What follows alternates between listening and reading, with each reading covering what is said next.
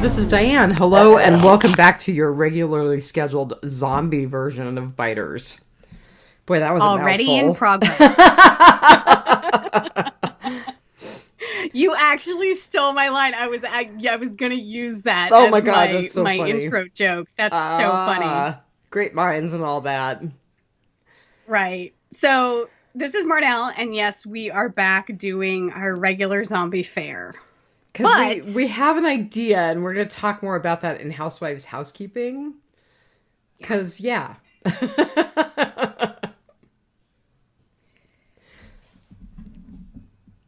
You still with me? Yep. Okay. I stole your line again, didn't I? You did. So, go ahead. Oh, I was just gonna say, yeah, we need to let that cat out of the bag, right? And in case people don't already know, right? So tonight we are actually talking about a zombie movie that premiered in September of 2017 called The Cured. The Cured, and I had not heard of it, and you sent me a trailer, and I was like, "Dang, that trailer looks really good." The trailer looked excellent. That's what I will say. Oh, interesting. Okay.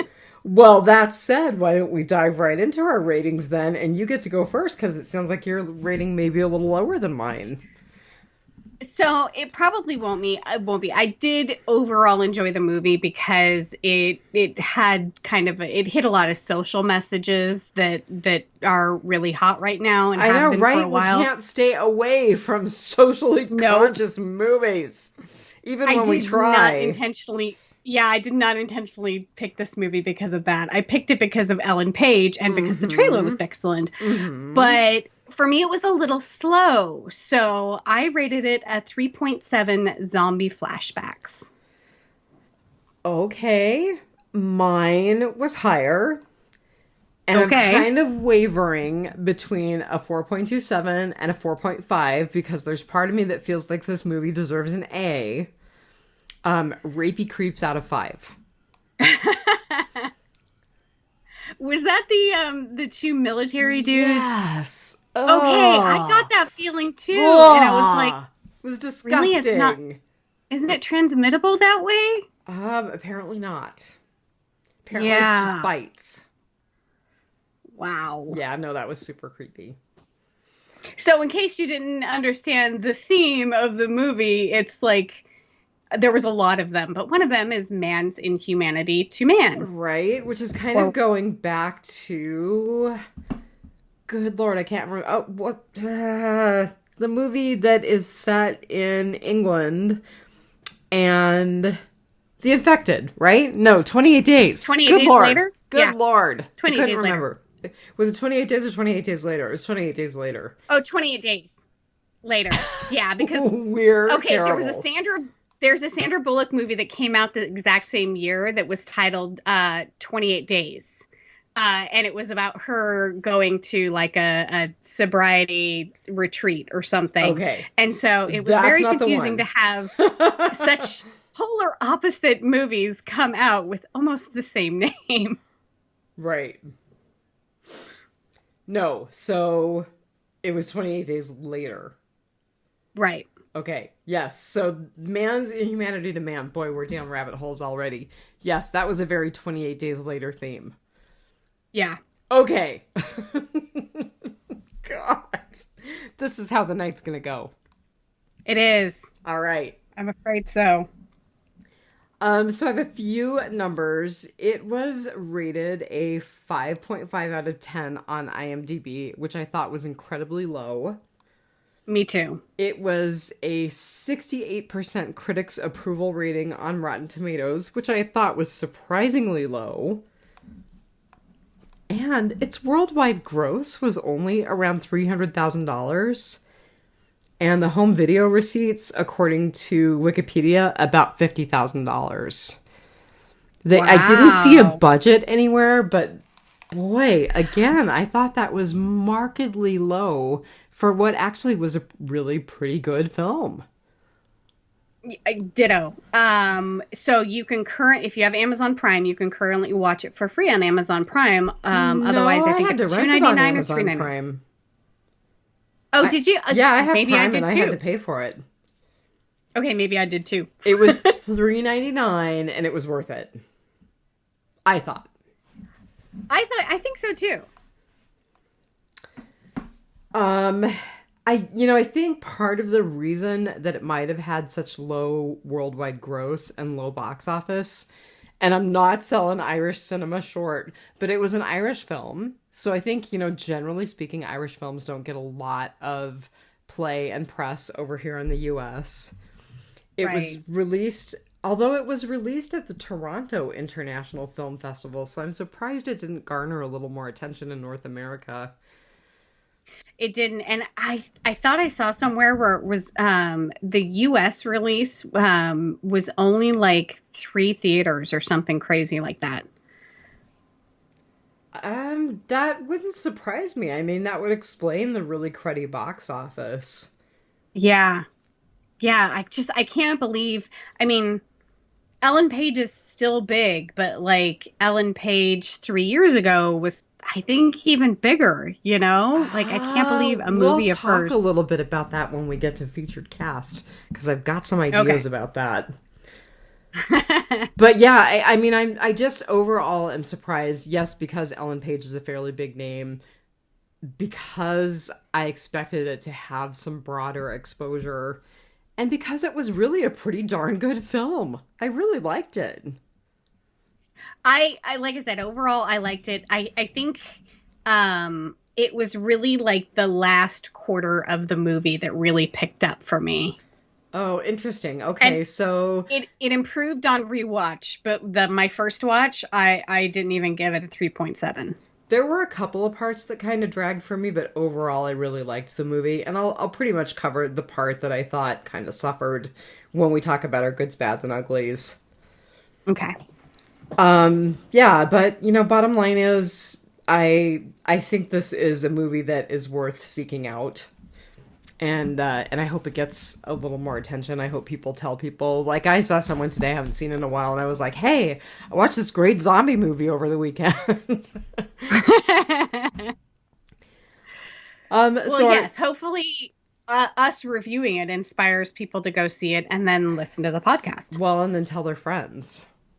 Yeah, of course. Because I would like this little gem to be unearthed for a few more people. So the title is pretty straightforward once you watch the movie, and fairly quickly you'll figure out the cured are the main characters in the film. Right. I thought that the idea of the cured, the infected, the resistant was really interesting. I especially liked the spin of the resistant in the whole film. Right. I thought that was a very interesting take. We've talked about that before, how there's always like, about 10% of the population that's like, resistant to the flu, or 10% that like get a different, the strain will mutate, or, like we always talk about that in zombie apocalypse movies where it's like, there would be one dude out there who gets bit and doesn't turn, But like, the flip side is on this, now we've got that group of people who are resistant to a cure. Right. Which I think it's interesting that they went towards finding a cure rather than a vaccine. And maybe that's just because we're so into the vaccines. Because you're thinking too much about vaccines right now. I think so. But I mean, I would want to be inoculated against the zombie virus. But I would also want my loved one brought back from being a zombie. Well, and the people who are cured appear to be resistant to reinfection. Yes, but they still retain enough of the virus that other zombies recognize them as their own. Right. Which is good and bad. Right. Okay, so very quickly, and this is going to be really quick because I don't have a heck of a lot about him. Our writer and director was a guy named David Frayne, Freyne. I'm sure I'm slaughtering that horribly. And he had 3 films, 4, I think, when we talk about the short that you sent me the link for. Right. So this was his first feature-length film. So what was the short called? The First Wave. So, okay. So he had another short in 2010 called Passing.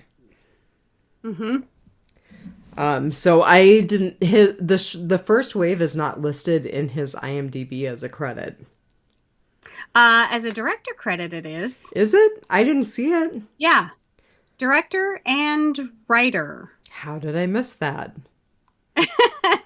So you know, sometimes it shows up different in the app, so maybe it was that.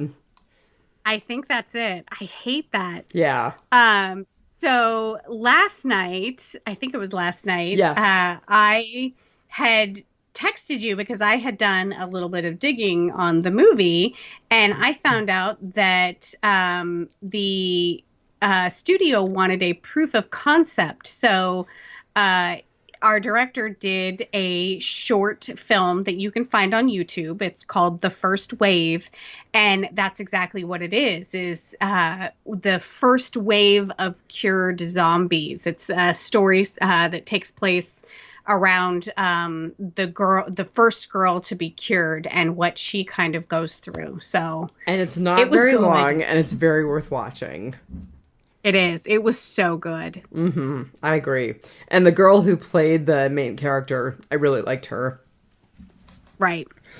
So it's... Excuse me. It was put out by Tilted Pictures, and it's 6 minutes and 56 seconds. So if you're listening to this and you haven't watched The Cured, which, what are you doing here? Go watch The First Wave, and I think it'll convince you to watch this movie. And then if you're listening to this and you have watched The Cured and you don't know about The First Wave, go watch it. Yeah, it was good. It was totally worth it. Yeah. Okay, the only other thing I wanted to say about our writer and director, same person, was that he has a new movie that came out just this month in the UK. It was released on June 4th. And it's called Dating Amber. And it is a movie in which I think they're early adolescents. So I'm not sure if they're middle school or high school, whatever the equivalent in the UK is. But a boy and a girl decide that they are going to form a dating relationship with each other because actually they're both queer and they're trying to hide it.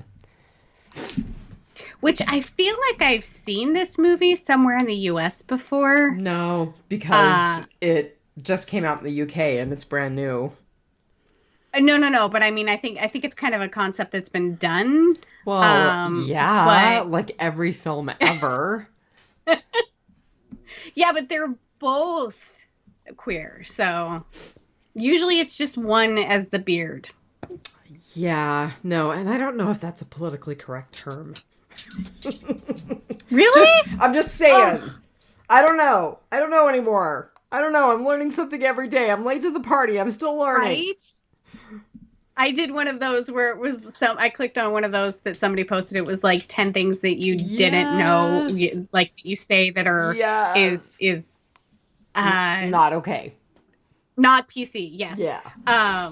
And like I have to say 7 out of the 10 of them I'm like, really? Like nobody knew that? Right. And the other 3 I'm like, really? Whoa. Like I'll never say that again. Yep. Okay, so since we're going down that road, I clicked on an article this morning about how the jingle that's played by the ice cream truck is racist. And I read the article and I was like, oh my God, I'm completely ruined now. It is. Oh my God. Right? Like, It's just like everything we've been taught is just so skewed. Yes. It's awful. But we'll save that for the other podcast. Right? Okay, but I did want to say about the director, David Frayne, that I did look at his Twitter, especially because I was curious about Dating Amber, about the new movie that's come out. I am too. And his Twitter is very lefty, and I think he's gay. I mean, that's the feeling that I got from looking at his Twitter and looking at the stuff that he retweets. And they were talking about this movie in particular being an important contribution to gay cinema, queer cinema, they actually said. So I definitely think that the author is telling us a message, giving us a message. Yeah, I actually was looking again tonight at BritBox, and now there's a new one called Acorn, and I can't decide which one to get. So what does Acorn do? It's basically just another streaming service. It's but it's not like specialized like British movies or horror movies or. It's British. Ah. Yeah, it's just a competition to BritBox. They have similar programming, but of course, I think one's put out by Channel 5 and the other one's put out by like BBC or ITV or something like that. It's competing like studio type things. So they'll have different programming. And I'm kind of leaning towards BritBox because I want to watch Broadchurch. So, because I'm a David Tennant fan.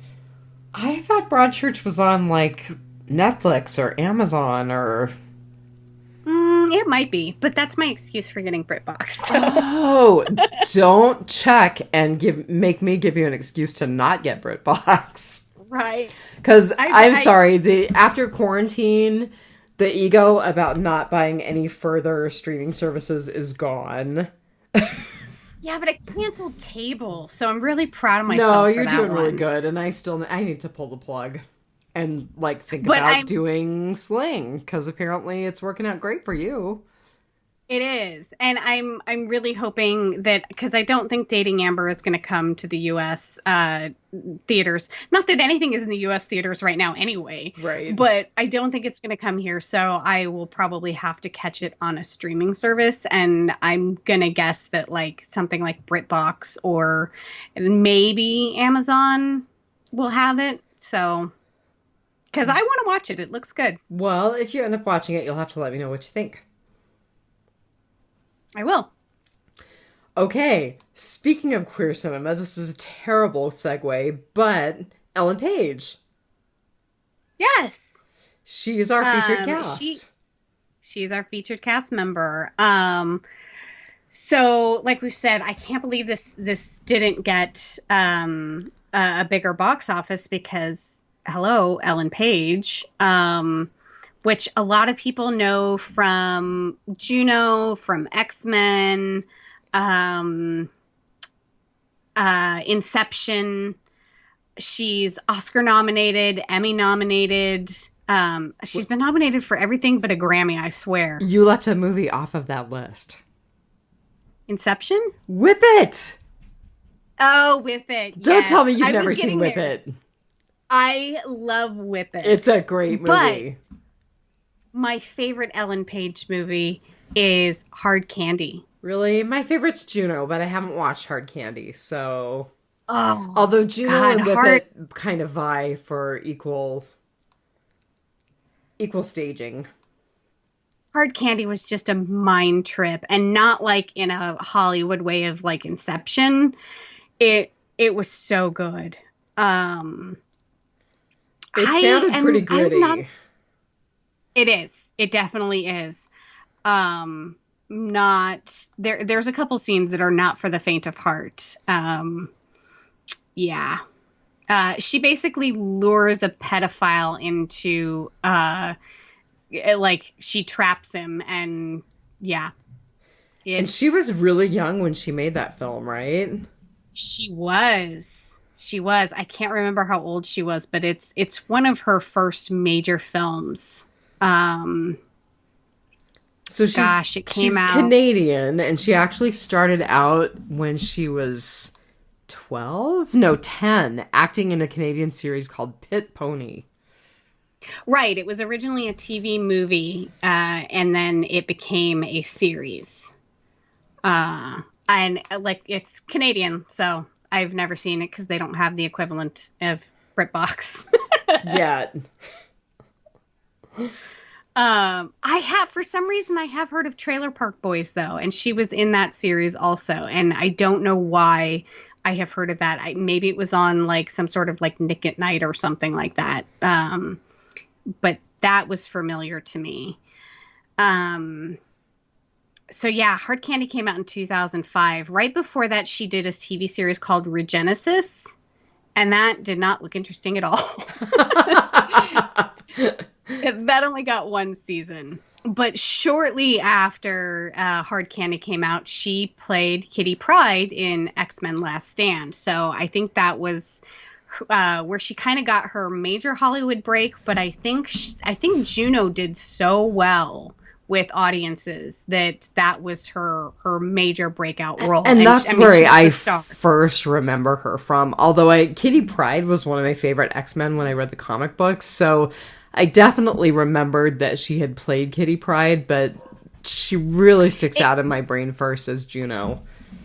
I was going to say, think of the cast that X-Men had. She had such a minor role that, it was hard in that sort of ensemble cast to break out. She was in the remake of Flatliners, and I actually watched that recently. Criminal. Yes. Okay, if you liked the original Flatliners, do not watch the remake. Exactly. Oh. And I just want to tell you, by the way, I don't know if you saw my post last night, but the ad for the remake of Valley Girl is yet another reason that 2020 can suck it. Okay. Oh, nobody asked for the remake of Valley Girl. Nobody asked for the remake of Flatliners either. No, they did not. So, one of the movies that Ellen Page was in, but you're not going to find it under her acting credits, is oh shoot, now I lost it. She did a documentary called "There's Something in the Water," and she was the producer and director for it. And you said that's on Netflix, right? It is on Netflix. Okay. So, she did in 2019, and I saw the advertisement for this, and since we were doing Ellen Page tonight, I watched it last night. It's not as I wouldn't call it entertaining. It's not like any of the Ava DuVernay documentaries that we watched. Yeah, you say her name correctly. I don't. But it centers around where she's from, Nova Scotia, and it's about the injustice and injuries caused by environmental racism in her home province. This documentary is on Indigenous and African Nova Scotian women fighting to protect their communities, their land, and their futures. And what it is these big businesses, these big factories have been polluting the water in poor areas for, generations. And there's some tough scenes in the movie. One of them is the woman that is taking her around to introduce her to a lot of her neighbors. She's just literally pointing out houses and going, everyone in that family died of cancer. The mother and the two daughters in that house died of cancer, and the dad is, has cancer. And she's just pointing to, and all of these people have died or have cancer. And it's revealed in the documentary, spoiler alert, that the corporations intentionally basically targeted the poorer and African and Indigenous communities in the province because they felt like those people wouldn't fight back. Because nobody would listen to them. Nobody cared. There's actually a memo that states that that's why they're doing it, is nobody will care. That is terrible. So, that's kind of what we've been talking about on our other podcast. You never think the words environmental racism go together, but it is a thing. Look at Flint, Michigan. Right. Same thing. So I really wanted to point that out. She produced and directed There's Something in the Water. You can watch it on Netflix. It was a really good documentary. It was like I said, it wasn't like hard hitting like any of the recent big ones that have come out for documentaries, but I think it's an important one. But yeah. And if you hadn't guessed, Ellen Page is a huge lefty. So if you go to her Twitter or her Insta, you're going to see a lot of stuff about Black Lives Matter protests. And she also has, I try to always talk about a charity that the actors or actresses are involved in, and she is involved in the KIND charity, Kids in Need of Defense. Are you sure it's Kids in Need of Defense? I was thinking of Kids in Need of Desks, which is a thing that Lawrence O'Donnell on MSNBC sponsors. There is that one too, but the Kids in Need of Defense Fund is to help children who have been separated from their families and are being sent back to their home countries where their lives may be in danger. So it's a defense fund that helps them get lawyers and stay in the country under asylum. Okay. Yeah, so she links to it in her Twitter bio. So her Insta bio, she links to a Black Lives Matter page. So I didn't go to that, but she's very, very socially conscious, and she posts about it a lot. She posts some pretty cool stuff on her Insta. She'll have like just snaps from her real life and some stuff from the movies and shows she's in. I think the current big one right now is The Umbrella Academy. Mm-hmm. I saw that she was in that. Yep. So season 2 is going to drop here very soon. I really enjoyed season 1. I didn't think it was going to get a season 2, but it did. And so watch out for that. But I have to tell you, one of my favorite things that I found out about her was that she studied permaculture. I saw that. At an eco-village outside Eugene, Oregon. And I love that because that is the most Oregon thing to ever Oregon. So I actually had to look up what permaculture is, and it's the development of agriculture ecosystems that are intended to be sustainable and self-sufficient. And if that doesn't say Oregon, nothing does. Right. No, I agree. It is a very Oregon thing. Yes. So I can't believe you didn't talk about her sexuality, because that is a huge thing.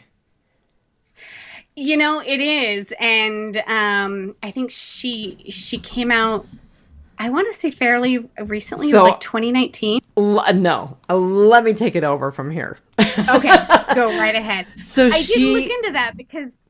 So she came out on Valentine's Day in 2014. And part of the reason I went down this rabbit hole with Ellen Page is because there are a lot of people who feel like her career got sidelined because she came out. Huh. And you know, you definitely don't see the X-Men, Juno. You know, you don't see the big projects that she had early on. So I think there's some truth to that. She got married in 2018 to a woman named Emma Portner. And Emma is actually a dancer who was also the youngest woman to ever choreograph a West End musical. Huh. Which is a pretty giant deal. That is.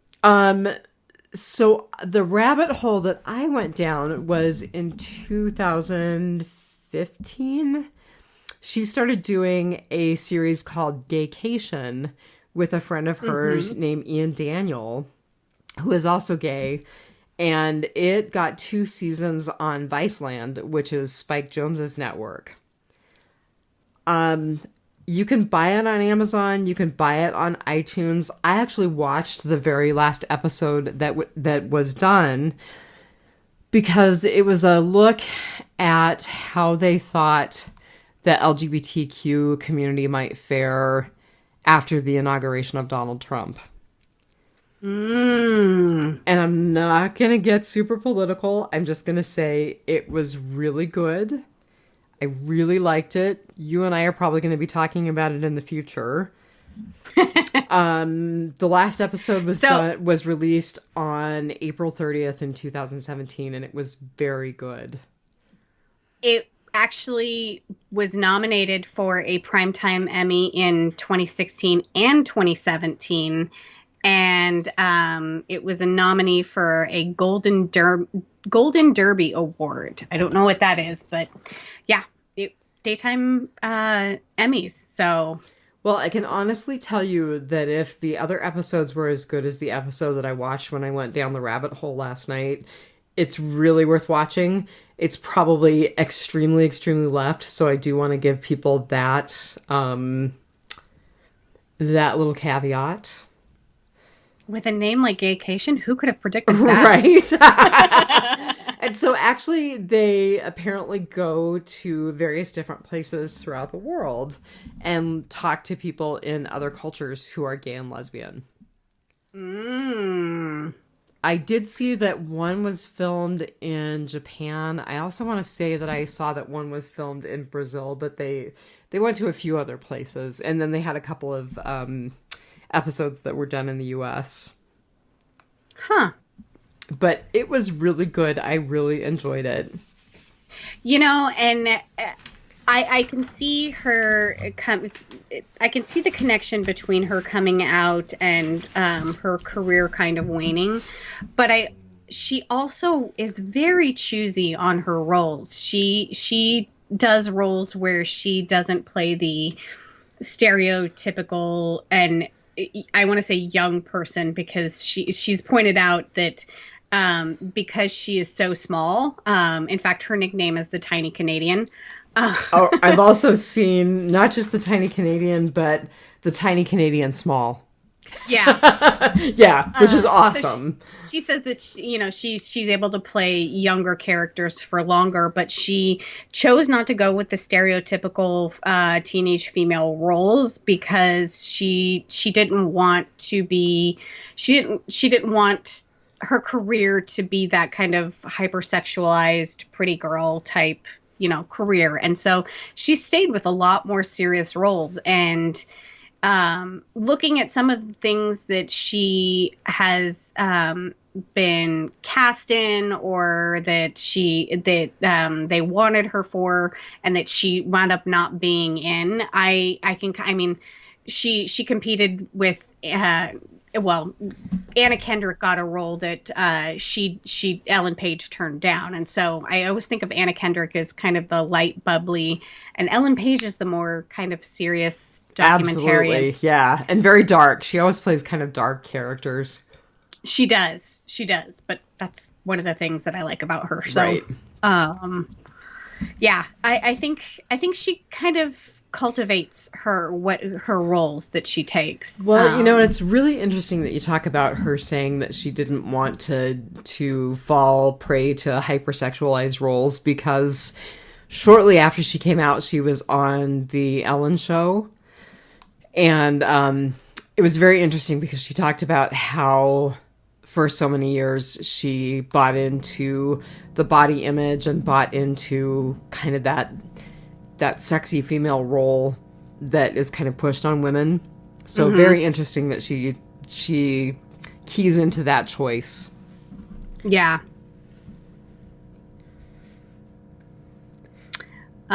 So yeah, that I didn't go down that rabbit hole with her. I knew that you had watched at least one episode of Gaycation. But yeah, so that's what I had about Ellen Page. She's super interesting, and she's great in this role. She's great in every role. I mean, Juno wasn't my thing. I didn't really like Juno. A lot of people love Juno. I think it was overhyped. Really? I thought it was a great movie.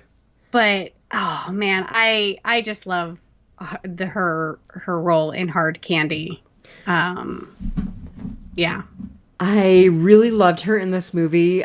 I thought that you could finally start to see a little bit of age You know, not quite so much the fresh face. She's got a couple of wrinkles, a couple of lines. You know, she's starting to show some maturity, which is fine. I mean, she wears it incredibly well. She's still a lovely looking woman.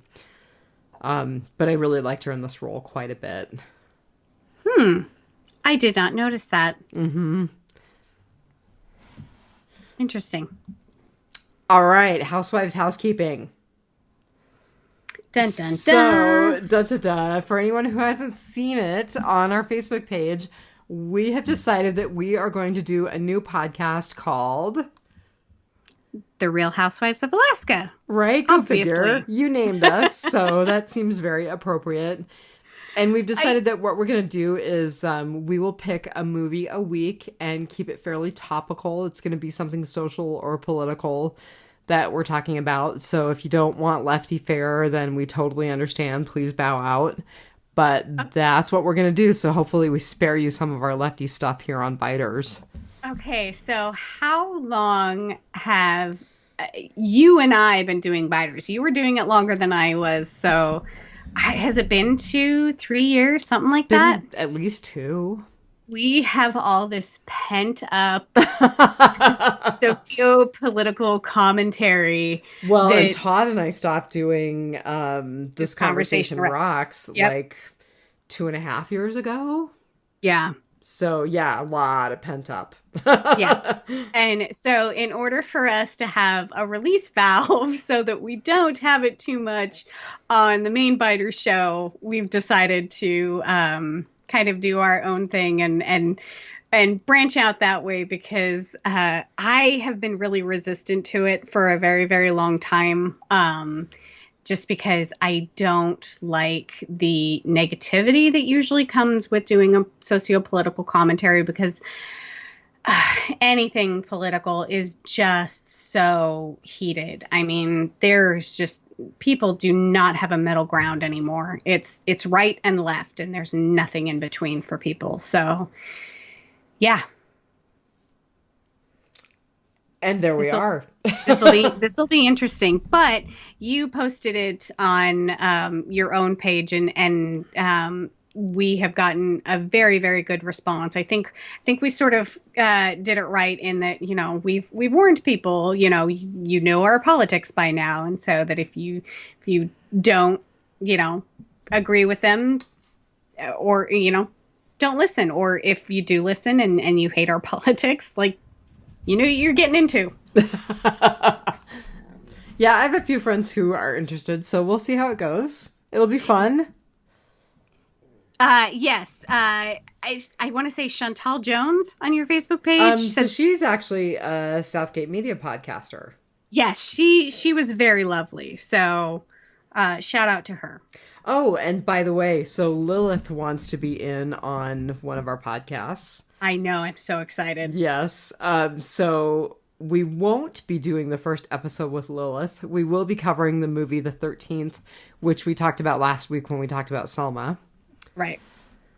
Would you consider that our first episode? Because I kind of consider Selma our first episode. No, it was just under the Biter's name. I'm going to consider The 13th our first episode because that's our first one on the new feed. Okay. It's kind of like the unaired pilot. There's an episode that like is not part of the main universe, but sure. Yeah. And we can always refer people back to Biters. Right. All right. Well, I just have a couple of other things for Housewives housekeeping. I think one of the things that I was going to put in Housewives, I'm going to move to Whisperer's Corner because it is a Walking Dead related thing, although it's kind of political too. The other thing that I wanted to mention is that if you are a murderino, HBO is releasing a miniseries about the Michelle McNamara book, I'll Be Gone in the Dark, which covered the Golden State Killer in California. Which is a book I have actually read. No way! Right? Like read and not listened to? Yes. Oh my god. Yeah. I think I went on a trip and I wound up like binging it like on the airplane ride there and back. Oh. Yeah. Well, it looks like this is going to be documentary style. They have footage of Michelle McNamara. They have interviews with Patton Oswalt. And they have interviews with, I want to say, the guy who ended up prosecuting the Golden State Killer, or maybe the private detective who was involved. But they've got someone Probably Paul Holes. I think so. I think that's who it was. Yeah. Yeah. Yeah, he has a podcast now. Oh, very good. You'll have to send that information to me. He's a former cold case investigator for the Contra Costa County District Attorney. See that 5 times fast. Mm-hmm. Yeah, he's known for his contribution at solving the Golden State Killer case. Which, by the way, this week, just in the last couple of days, the man who was up until now the accused agreed to plead guilty. Ah. And the state of California agreed to accept his guilty pleas because they didn't want to really drag the families and the surviving victims back through it. And he's just so old that, I mean... Right. Yeah. It would have been money poorly spent. Yeah. I mean, he's going to... If he gets 10 years in prison, he's not getting out. Oh my God, if he gets 5 years, he's not getting out. And he's now pled guilty to multiple cases. So, yeah. So that was really my only other thing. So I'll Be Gone in the Dark is going to release on HBO on June 28th.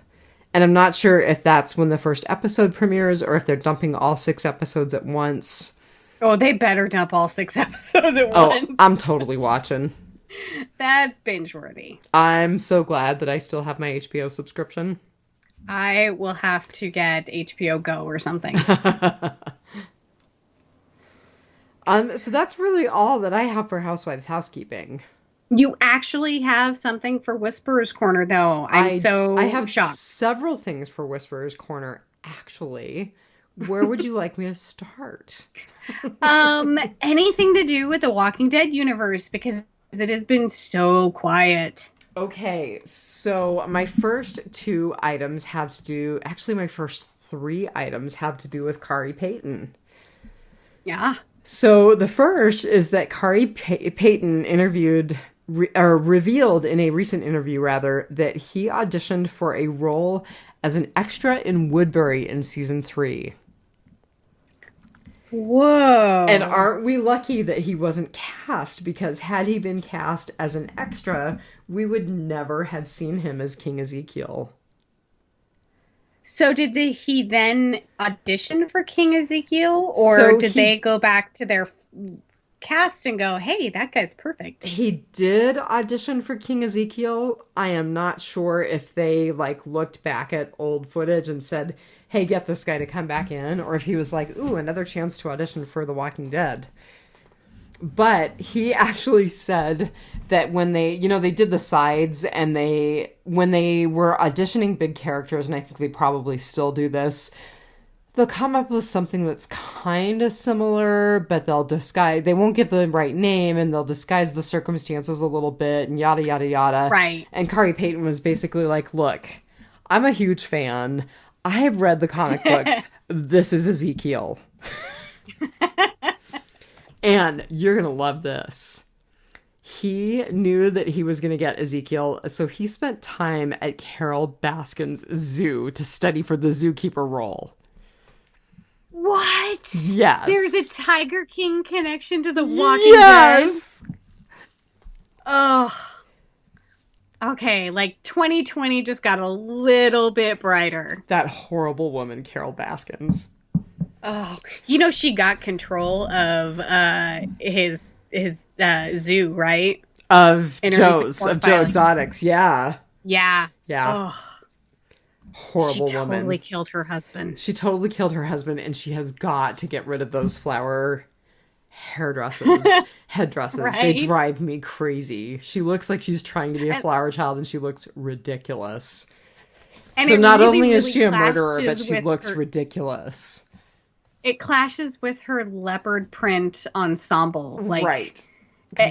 Seeing her closet, I was like, okay, I like me some good animal print, but damn. I was wearing my leopard print dance goes today, and they were fine, but that was the only piece of leopard print I was wearing. I was gonna say, yeah, you don't like wear head to toe, and I certainly did not have flowers prints in my hair. Right. No flowers.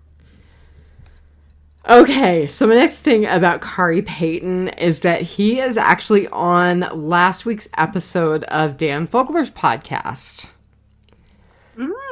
And I listened to the intro. I have actually saved his interview with Dan Fogler because they're actually spending a lot of time talking about BLM. And I really wanted to pay attention. I didn't want to fall asleep to that. So I'm saving it. But yeah, Khary is on Dan Fogler's podcast last week. So... oh, cool. Yeah. All right, the biggie, and I don't know if you saw this, but this was pretty big news. Khary Payton revealed, I want to say just yesterday, that his son Carter is trans. Right. And it was a really beautiful post. Yeah, that's the major headline right now for The Walking Dead. Khary Payton's son, who is 11, he is revealed is trans. So I follow him on Twitter. I actually saw it before I looked up Walking Dead news and put together Whisperer's Corner for this episode. So I knew that was out there. I was really glad that it actually got highlighted. Yeah. And what's funny is there's a Hollywood Reporter article from 4 days ago that Walking Dead producer Galen heard Yvette Nicole Brown to discuss inclusion in the Walking Dead universe.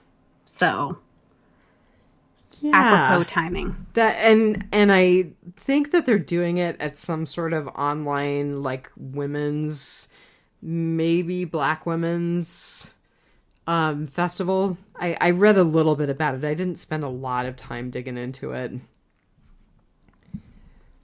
Women in Film and Television International. They will host a conference, yes. And of course, everything's online now, and hopefully Fandemic still happens. Right, because we've got everything but a trip to Sonoy planned. Right? Everyone stay home, wear your masks, wash your hands. I want to go on vacation in October. Right, I agree. It's not looking good right now with the spikes upward, is not. But we're hanging in there. Okay, Kirkman said in an interview that there is a date finally set for season 10, episode 16. They have not made the date public yet. I was like, what? Right, you're like, I know, that was what I did when I clicked on both of the links for it last night, and then I was like, oh, that was clickbait. So the date has been set. Apparently California permitted resumption of film and TV work, pardon me, just last week. And the post-production on Walking Dead is done in LA. So it should start. Although I think California also is experiencing an uptick, so not quite sure what Gavin Newsom is doing with all of that. Honestly, isn't everywhere experiencing an uptick? There are 25 or 26 states that are. Yeah. New York is not. Because they did it right. Yeah, I just saw the other day that, I don't know which film it is, but it's a Michael Bay film, was the first movie to go back into production post-COVID. So, well, that's a travesty. I did say that out loud, didn't I? I liked Transformers. Oh my god. You and you and you alone. No, you and a bunch of other people, not me. I was going to say, like, with every sequel, it was like a copy of a copy of a copy. Right. It just gets worse every, with every iteration. So, I only have one more thing in Whisperer's Corner. So San Diego Comic-Con is online. It's going to be from July 22nd through the 26th. I'm not sure what you have to do to access it. I'm sure there must be some sort of paid pass. So this was another article on Fansided that was definitely clickbait because they are suggesting that perhaps Fear the Walking Dead will do a season 6 premiere at San Diego Comic-Con. Perhaps The World Beyond will do a season premiere at San Diego Comic-Con, but that is just totally fan-sided speculating. There is no confirmation of either of those, so don't fall for the clickbait like I did. So isn't an online con just basically a TV show? Right, but you still have to pay. Yeah, it's a pay-per-view. I mean, there you go. It's like the WWW of The Walking Dead. Well, yeah, comics. I was gonna say it's MMA, but yeah, I have a lot of friends that do MMA parties, viewing parties. Yeah. Oh. To each their own. We talk about zombies every week. Right? And you know, I mean, I out of all of the wrestling and boxing and things, I think MMA is the most interesting. So whatever. I actually have mixed feelings because. Pay. Oh, go ahead. I was just gonna say I'm not gonna pay $30 to watch 2 hours of it though. So I have mixed feelings about it because I saw a teenager end up with a pretty significant head injury in an MMA bout locally, and he was old enough that he could make his own decisions about care. And he was definitely quite impaired, but not impaired enough that his parents could get custody. It was a really bad, like be custodial. It was a really bad situation. So, yeah, that was really honestly my one close brush with the MMA, and I was pretty bummed out by the outcome. So, yeah, I could see that. Yeah. Any contact sport, though, you know, you run that risk. Dude, healthcare providers were a buzzkill, and let me tell you, not even contact sports like horseback riding, you run the risk. So there you are. That's very true. Yeah, very true. All right. I think we're ready to talk about our goods, bads, and uglies from The Cured. I think so, too. So what do you got for me, man? So my good was, and I talked about this before, was all of the social commentary jammed into this movie. I mean, you had, you know, man's inhumanity to man. You had, is it a good thing to riot for our cause, which is very relevant right now.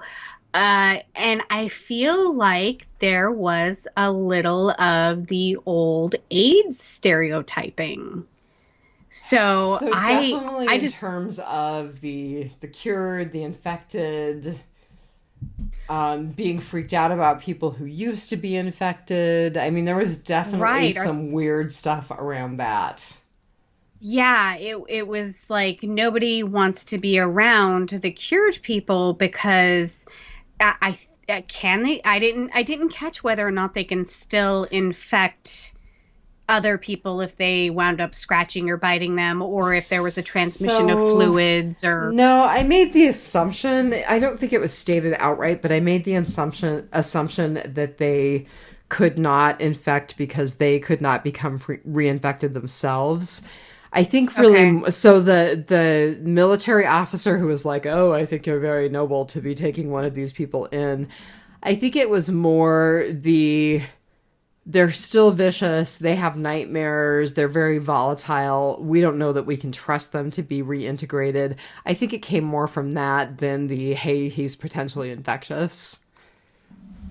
See, and I thought of them as potentially infectious because they still retain some of the zombie virus in them, and if you haven't been exposed to it, if you've never had it and been cured or anything like that, I hear what you're saying, but I don't agree. Mm-mm. Yeah. So you know, there was the whole there was even a scene where I feel like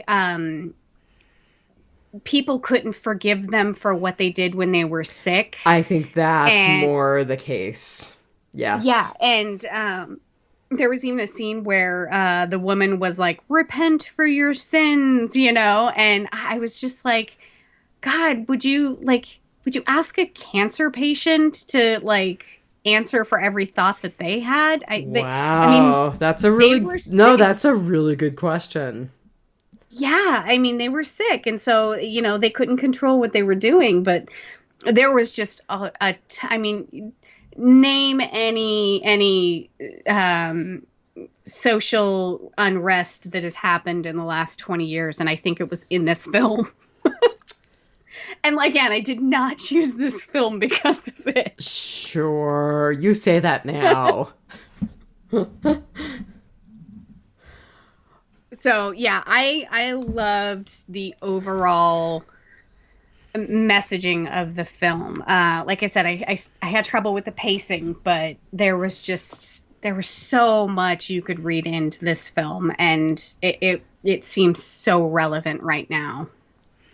I thought it was a great film, and I actually appreciated a lot of the social messaging in the film as well.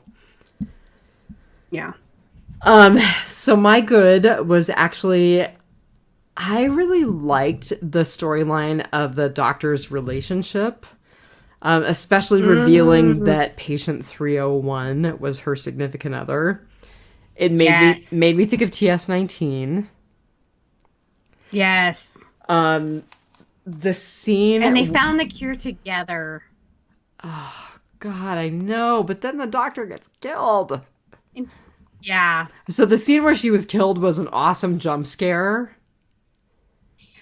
You know, and I really thought that it was going to be her wife that, like, kind of had an outbreak moment type thing where, you know, she attacked her. But, yeah, I did not see... I thought it was going to be her wife, and it wasn't. And that was a good jump scare. Well, and so then I thought the scene where the wife is laying on her side looking at her dead body, and I thought that she was waiting for her to reanimate. I did too.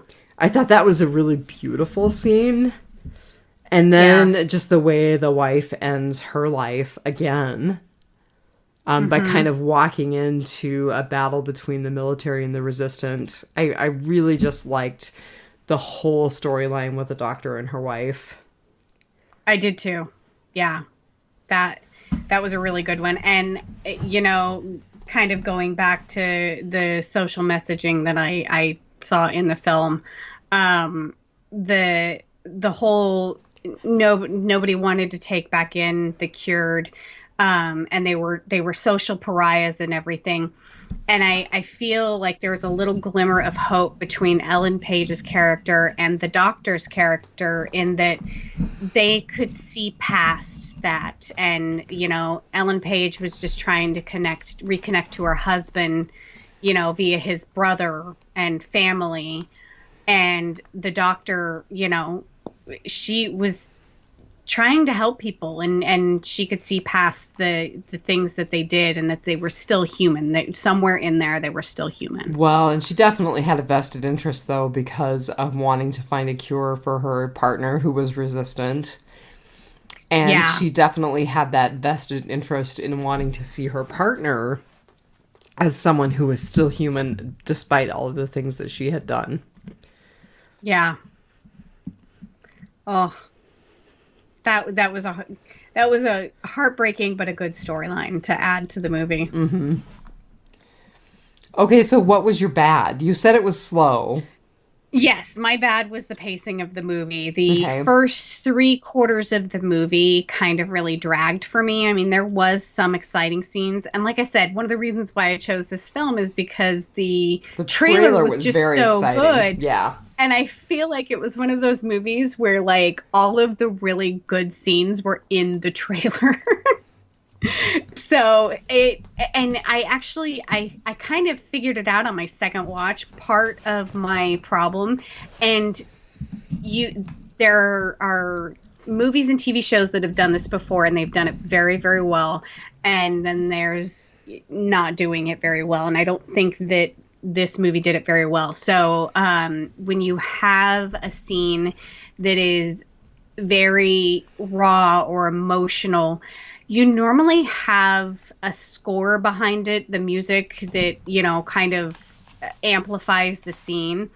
And this had a lot of scenes like that were very raw and emotional that had silence, and that can be a really, really good thing. And I always go back to an episode of Buffy where they did an entire episode that had no score behind any of the scenes, and it felt very real and very raw, and it played very well. And there was a lot of scenes in this movie that just didn't do that. I would have preferred having the aid of the score behind the scene. So I think that's one of the reasons why it was really ill-paced for me. So not knowing much about Irish cinema, do you think some of it was the fact that it was filmed in Ireland, not America, that the actors were predominantly, I'm assuming, Irish? I could see that, but I could also see that it being intentional in that they wanted to convey a very realistic scene, and they didn't want to have that sort of Hollywood, you know, there's a score behind the motion. But I would have to see more Irish or Welsh films to really know that. But you know, the production value of the movie was great. That, like, I don't feel like anything suffered. There was great practical effects. There was great imagery. I loved all of the actors and actresses. Yeah, it really makes me wonder if they made any money at all, because I feel like the budget for this film must have been quite good. I think so too, you know, and I don't know what Ellen Page's pay for the movie was, but I mean, if they only made $300,000 worldwide, you know, I can't imagine that this made too big of a profit, unfortunately. Hopefully they pick up an Amazon Prime hits. With the influence of biters. Right. Our massive influence. Okay, so your bad was your pacing. You know, my bad was that I didn't feel like they did a particularly good job of really spelling out what was happening with Senan and Killian at the end.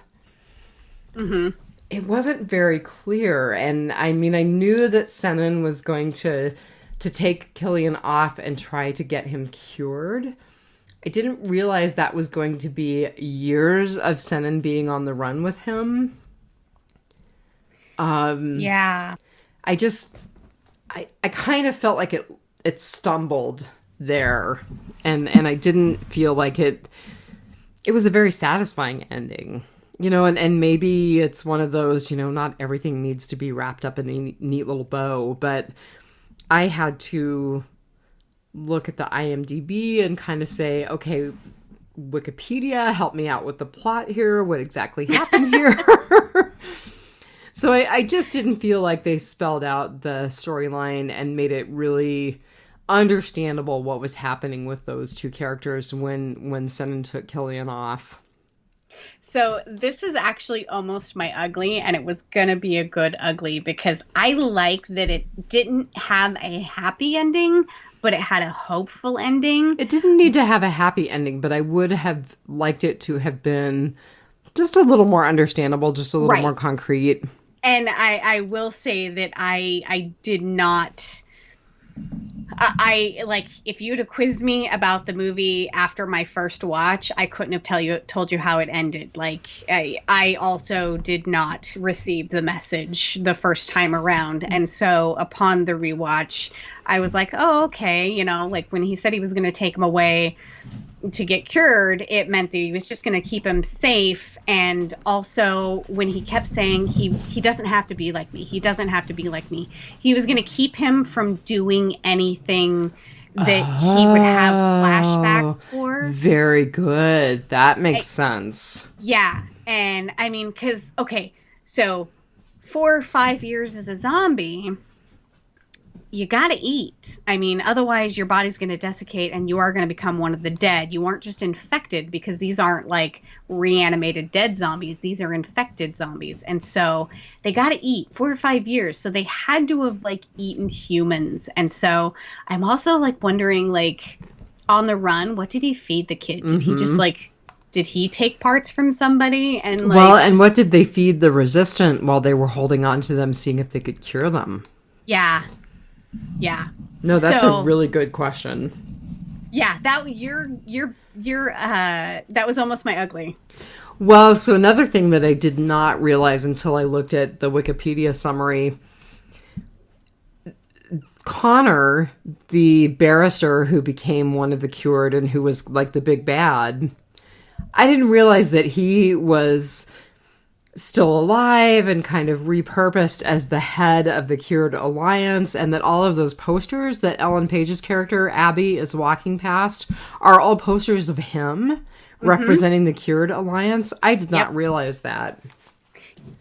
So I kind of did. It didn't resonate with me just how insidious his character was at the end of it, because he wound up kind of like turning the whole like third wave and we're going to kill these 5,000 people who are resistant to the cure. He turned that against everybody in order to get back into political favor. And he was a total sociopath. Oh, man. And he enjoyed being a murderous killer when he was infected. And, you know, we'll talk about that in Rotting Potpourri, because I have some things to say about that. So, you're ugly. My ugly was, I really liked, and we talked about this a little earlier, I really liked that the cured were recognizable by the other zombies as still being like it's just one of those things that you kind of, I mean, it's not that you see very many zombie movies where the zombies are cured, but that, like, you know, that they could walk through a crowd of zombies, and I'm like, why didn't people use them as a resource instead of humans guarding the resistant? Why didn't you have other zombies guarding the, you know, cured zombies guarding the resistant? Because you wouldn't run the risk of infecting other humans. But if the cured are unpredictable, that was definitely the feeling that I got from that military officer. Do you really want them guarding the resistant? Well, they can't be as bad as the humans, could they? Well, they were, because they ultimately turned all of the resistant loose to reinfect the humans who had not been infected, or to infect the humans who had not been infected. They did, and it wasn't just because they were going to be euthanized. It was because they were trying to turn the tide for themselves. So yeah, I loved that little piece of it, that the zombies sort of recognized former zombies. So what was your ugly? My ugly, and we kind of mentioned this earlier, but it's how the infected knew everything they did while they were infected, or the cured knew everything they did while they were infected, and that they remembered everything. Oh, could you imagine? Like, would you want to come back? That would just be giant for... So it would be one thing if, like, it took place over, like, a couple of days or a couple of weeks, but 4 or 5 years. Yeah. That's a lot. Mm-hmm. Yeah, I mean, Senan said that he had been infected for 4 years. Mm-hmm. Yeah. But here's the kicker is, like, they evacuated the area. So what, like, they evacuated the area very shortly after the outbreak. And so what were the zombies feeding on? You know? Yeah, for 4 years, like we don't know. We were just we were kind of speculating yeah. about that. I was speculating about that. We just don't know. I can't imagine that there would have been very much. I wonder if they ever turned on their own, or if they were eating pigeons, or if kids were daring each other to go into the infection zone and they were getting eaten, like, because I could totally see that happening. Yeah. So I think that puts us into rotting potpourri. It does. And so to kind of go along with the whole, they remember, they have the flashbacks, the sort of psychic connection that they all had. Mm-hmm. So it was a very brief moment that the general guy that was sort of their parole officer was, he said that they chose who to infect and who to kill. And I thought that was super interesting, that they had some sort of conscious choice of, because normally with infection zombies, the whole goal is just to infect the next host, infect. And, if a host winds up dying because you ate too much of them or whatever, but it wasn't a conscious choice, but they chose to have this. And Connor seemed to have some sort of, or Cantor, I'm sorry. No, it was Cantor. So Cantor was the military guy. Connor was the barrister who became an infected and then a cured. Connor seemed to have some sort of power over Sinan, and I almost wonder if it was like the whole vampire sire lore. Oh, interesting. Where if you were the person that infected someone, you kind of had sway over their mind. And that maybe that changes you, because it didn't seem like Sinan ever infected anybody. Connor seemed to make him kill everyone, or so that we saw. And so there was never that I have power over someone that Sinan ever kind of got a taste of, and Connor did. Although I think Connor was kind of maybe a bad guy before all this. Mm-hmm. I mean, he made the whole comment of nobody ever talks about what happens when you just let go. I've actually got that written down. Oh, such a great line. I love the look on Ellen Page's face when he said that too. She's like, okay, I gotta go. Yeah, I definitely think he was a horrible person before everything, and that it just kind of unleashed his ability to just be awful. Yeah. So the whole thing about like being trapped in your mind while you're a zombie, I know that I've mentioned it before, and it brought to mind this book again. So it was a book called I, Zombie, not to be confused with the comic book and the TV series, by a guy named Hugh Howey. It's actually on Kindle Unlimited. I read it several years ago. It was a pretty good read. I mean, it's basically about kind of living in zombies' heads while they are zombies, and they're gradually watching themselves decay. Oh. Yeah, it was really pretty good. Yeah. And we kind of get that with Warm Bodies too. But in a funnier, lighthearted way. This is not lighthearted or funny at all, but it definitely, especially Connor's monologue about being trapped inside of your body, fighting yourself, made me think of that book. Yeah. So I didn't catch it until I actually watched the short, the first wave, on YouTube.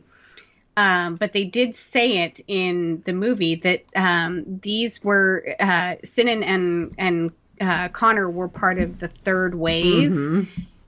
and it was the third wave of the cured, basically the last ones to be cured, right, because the other quarter couldn't be. mm-hmm. And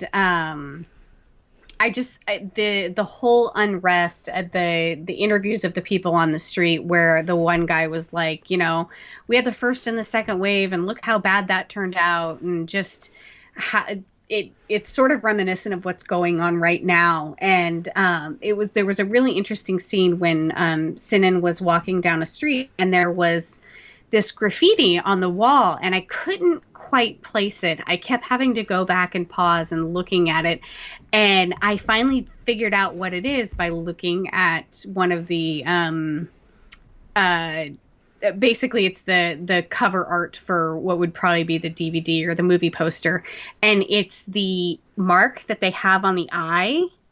They all have the exact same mark. It's like all the same veining, and it's this kind of almost crescent shape, and it was that with like crossed out, and so that was kind of like, oh, yeah. And so I completely missed that. So there was the whole Cured Alliance, and then the anti-cured, and just I just loved the thought of the whole political unrest of, you know, there's protesters, you know, for cured rights, and then there's anti-protesters, and at the end, when the outbreak was happening again, and when they were funneling people through that area with the fences that, you know, were never going to hold, let's be honest, the husband and wife who were being separated because she wasn't infected or cured, and he had been cured. Again, the overall statement, the socio-political statement of the movie was great. So, you talking about protesters and counter-protesters, so this is not a HIPAA violation, but I found out today that one of my patients was one of the crazy counter-protesters in Palmer. Oh my goodness. And he was actually raving at people with his bullhorn, and he told me that, and I was like, oh, I saw you there. It was out of context. I didn't realize it was you, but I saw you there. Wow. Yeah. Awkward. But I'm sure you maintained professionalism. I can't say I'm 100% professional all the time, but I did maintain my professionalism. Oh, man. Mm-hmm. You know, again, I talked about it when we reviewed Train to Busan, when I was like, I kind of see the anti-cured protesters side of things, because, you know, the first and the second wave didn't seem to work out. Not that I think that they ever gave those people a chance, but I can see where their unrest comes from. And I can also see the fear of, you know, another outbreak happening, or that these people are a danger to society because they still have these, you know, moments of rage, or however you want to put it. Like, I don't, in real life, I don't see the counter protesters' point of view. But in this movie, like in the Train to Busan, I'm like, I kind of get the bad guy's point. Mm-hmm. Although Connor was the bad guy in this, not the poor people of Ireland.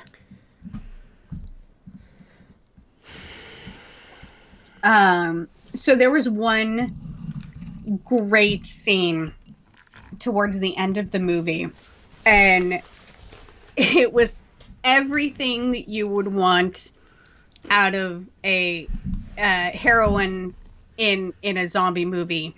So Ellen Page is just outside of her, Abby is just outside of her home, and I think she was looking for Killian, or she was just about to go pick him up for school or something, and she hears this massive growl in the distance, and she immediately runs into her house and grabs an axe. And I'm like, yes! Like, finally someone who's not like I'm going to go investigate, without arming myself. And she just immediately like runs in, grabs an axe and runs out, and something tries to attack her and she just wails on it. I was just like, oh, finally. I was thinking you were going to talk about her with that rather large handgun. Oh,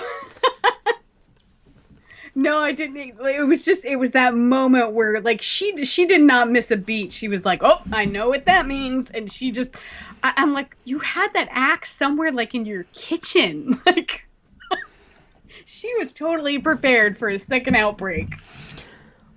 So I have to say, and I'm just looking over notes, so this is kind of randomly placed, but I thought the whole push-pull of Connor kind of insinuating that he's going to tell Abby that Senan actually killed Luke, and the way that he held that over Senan was really good. I really liked that. And I mean, it was pretty obvious to me early on as a viewer, before it was revealed, that Senan probably did kill his brother. Well, when they were getting off the bus in the very beginning, Connor told Senan, "Don't you dare mention it to her. I saw we." Oh no, I'm sorry. He said, "Don't tell her." And I was like, okay, and eventually it was revealed. But yeah, he intentionally told Senan not to tell Abby. And then he had that piece of information. It over. Yep. Right. Exactly. Yep. There was the moment between Connor and his dad. Yes, that was really good. Yeah, where we find out that Connor killed his mother. Right. I saw what you did to her. Mm-hmm. And I also thought that was a brief moment of vulnerability for our bad guy, in that, like, he really just, he kind of wanted what Senan had. He wanted his family to take him back. So do you think we would have looked at a totally different trajectory for that character had his father taken him back in and helped him get a barrister job? I think it would have been a lot more subtle and drawn out. I think he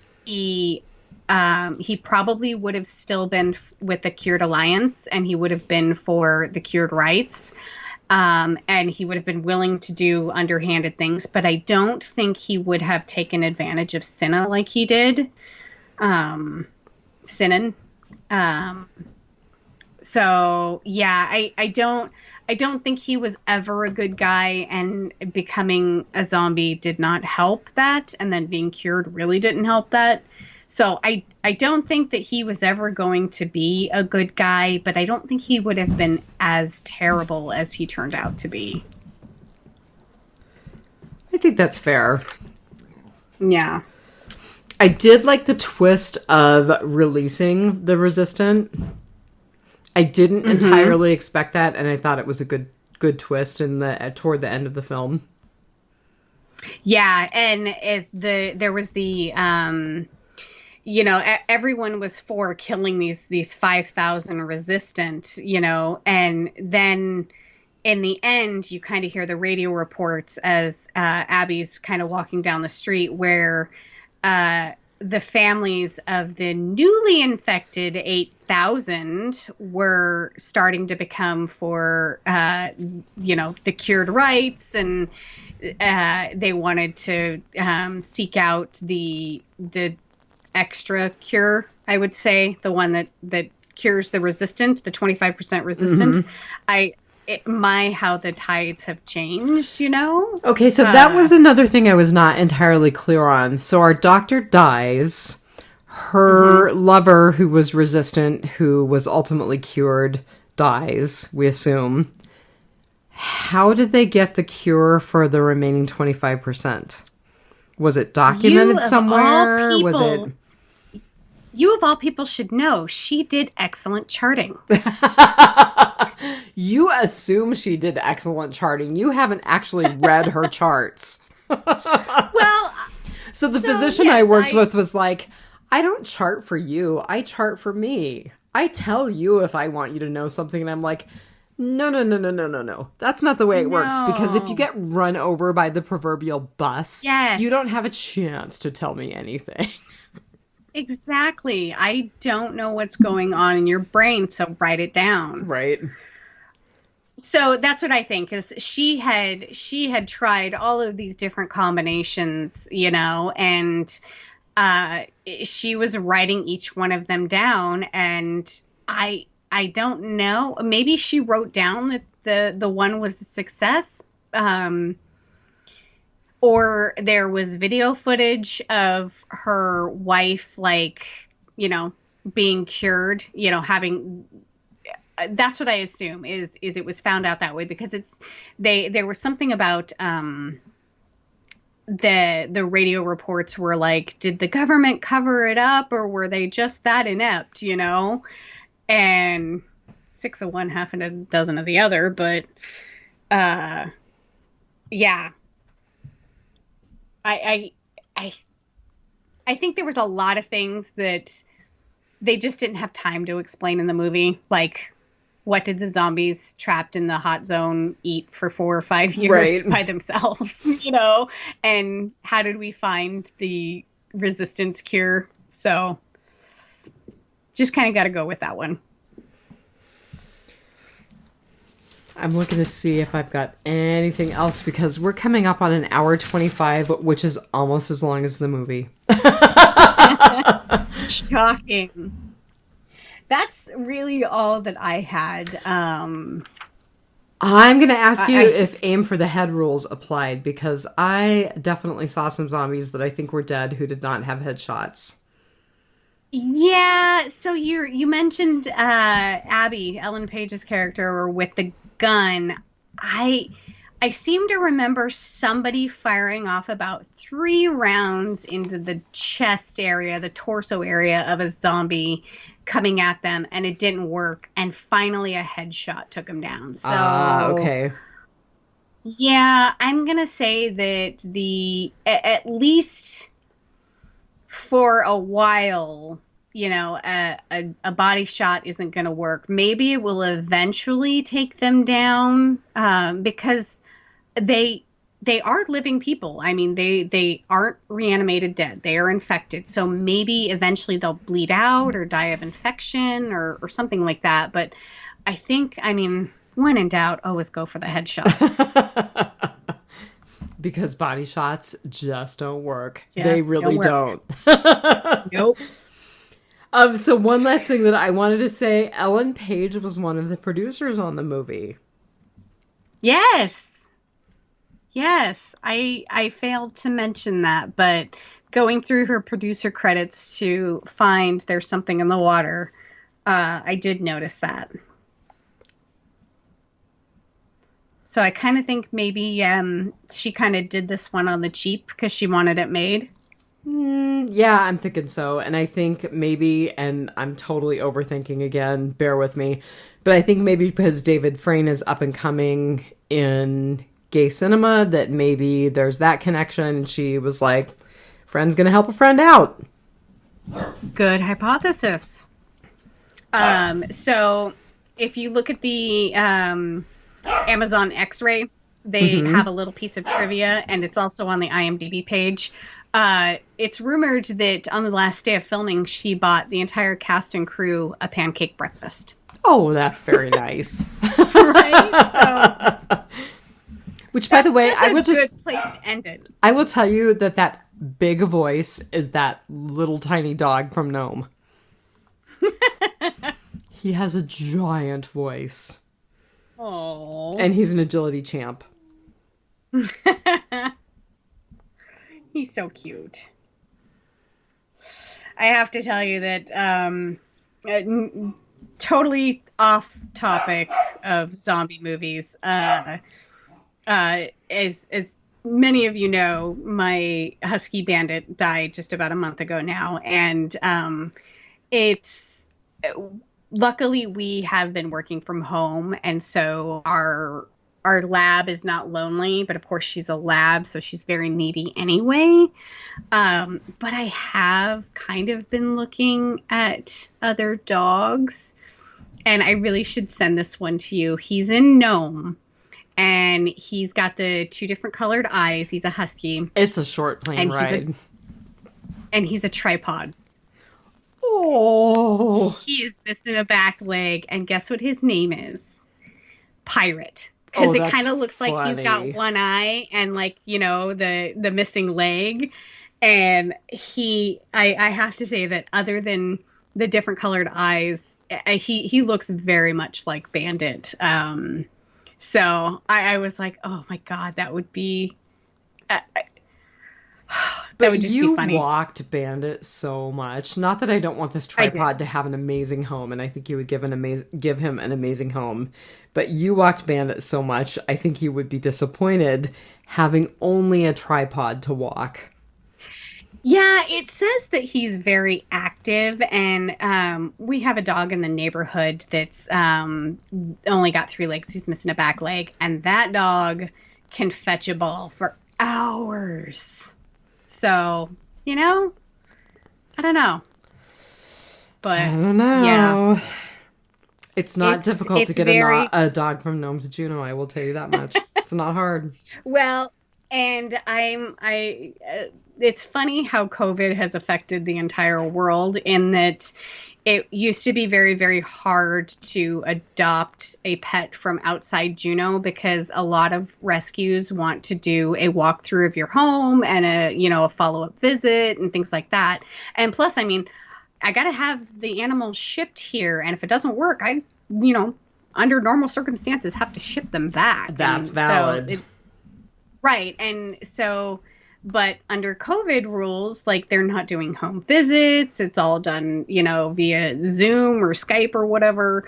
And so it's much, much easier to kind of qualify to get an animal from the outside, because luckily enough, Juneau does not have very many unwanted animals at all. So most of our adoptions come from the more rural communities where they don't have veterinary care. So they can't get their animals spayed or neutered. So, yeah, there is room in my heart for another husky. Of course there is. Which, by the way, in a couple of months, there's going to be new Siberian Husky pups 2 miles away from us. Just saying. Just saying. I'm a sucker for a rescue. Everyone wants a puppy, and I will take the 10-year-old 3-legged blind dog. Well, now that you mention that, the same breeder has a 9-year-old male that needs a home.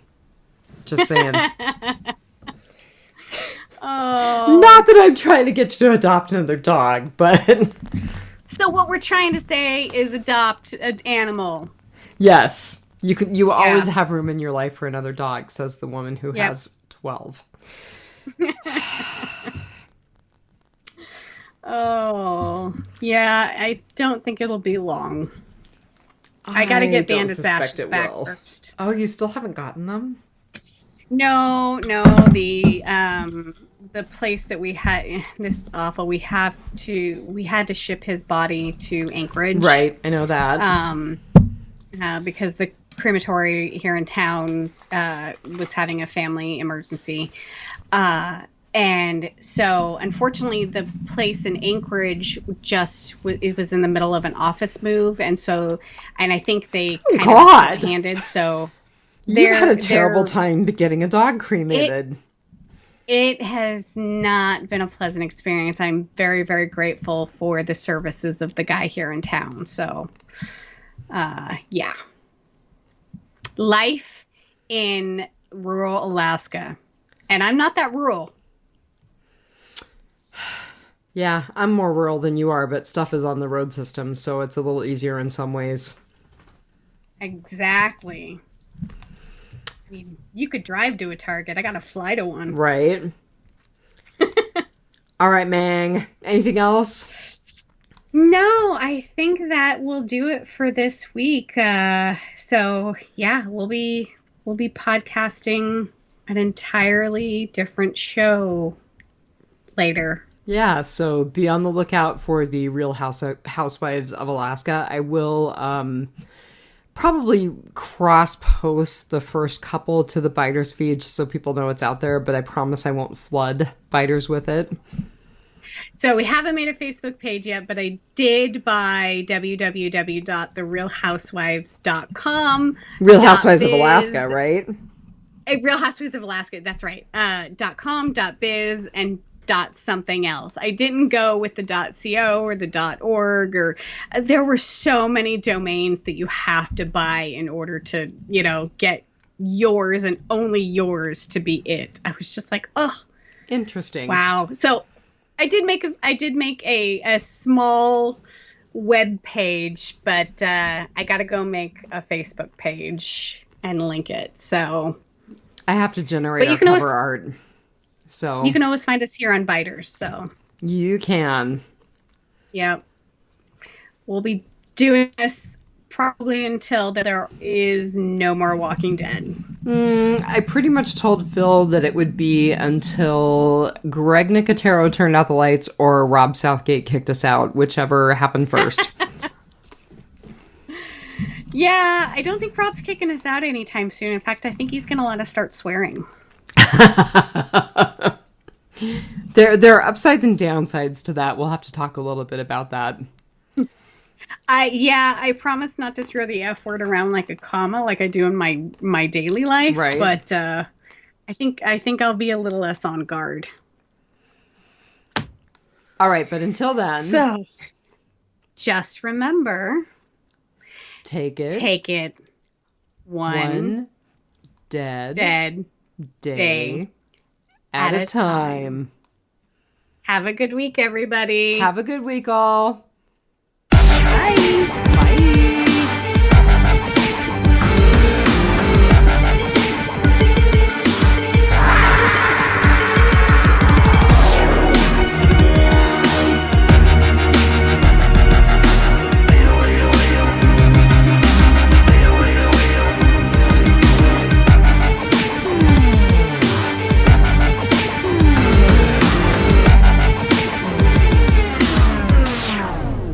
Ugh.